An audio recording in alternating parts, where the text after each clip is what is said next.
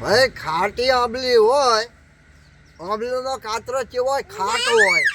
અને ખાટો હોય ને ભેગો પછી પેલી મેઠીનો ખોતો કેવો લાગે, સમજ્યા ને? એટલે કાતરો મેઠો ખાજો, ખાટો ખાતા નહીં.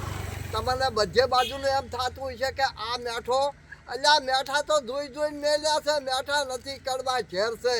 એ કાતરા રહ્યા ને એ કોઈ હારા માના નથી. પાછા આખો વિચાર કરીને મને કહેજો, એમ ના કહેતા કે રૂપમાં શું બોલ્યા. પણ આ કાતરાને ખાતરા શીખો ને જોતો શીખો કે આ કાતરો હારો કે આ કાતરો હારો. આપણી કોઈની પૂણબીસી નથી ગાતા, પણ હારું મુખ બોલું છું, ખોટું નથી બોલતો. તો મને એમ થતું હોય છે કે રૂપાબા શું બોલે છે. પણ કાતરો ખાઈ જુઓ, આંબલીનો ખો, પેલી આંબલીનો ખો, તો એ કયો કાતરો હારો લાગે. મારા રાજા ખબર પડે. પેલામાંથી અસલ ગોટલો નીકળે અને આમાંથી ગોટલો ના નીકળે, સમજાય એટલો ભૂલકો જ નીકળે. પણ આખી વાતને સમજવાનું તમારે મારે નહીં. હું શું કહું છું શું નથી કહેતો એ તમારા મનમાં રાખજો. પણ હારો કાતરો ખાજો તો તમને સ્વાદ આવશે. જો આંબલીનો ખાધો ને તો એ ખાટો બળ લાગશે. અને તમે જોઈને કાતરા ખાજો, ન કે તમને બહુ કડવો લાગશે. મને મારું કીધું માનો તો બહુ સારું.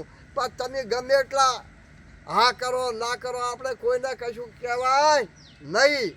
પણ એક આ બધા ધર્મ જો સમજી દો તો સારું, ન કે સમજો તો સારું. ન કે આપણી સીધા સંસદમાં સમજો પછી સમજો, કોઈ દાડા બીજું ના સમજાય. તો પછી મનખા જેવું ટણું આવ્યું છે, આવી રીતે ભોગવી લ્યો. અને ભોગવવાની આપણો દાડો આવ્યો છે આજકાલે. અલ્યા એ મારે ચડી હતી ભૂડો આવડો ફોડો હતો ગોડી, અને તોય મને પહેરતા.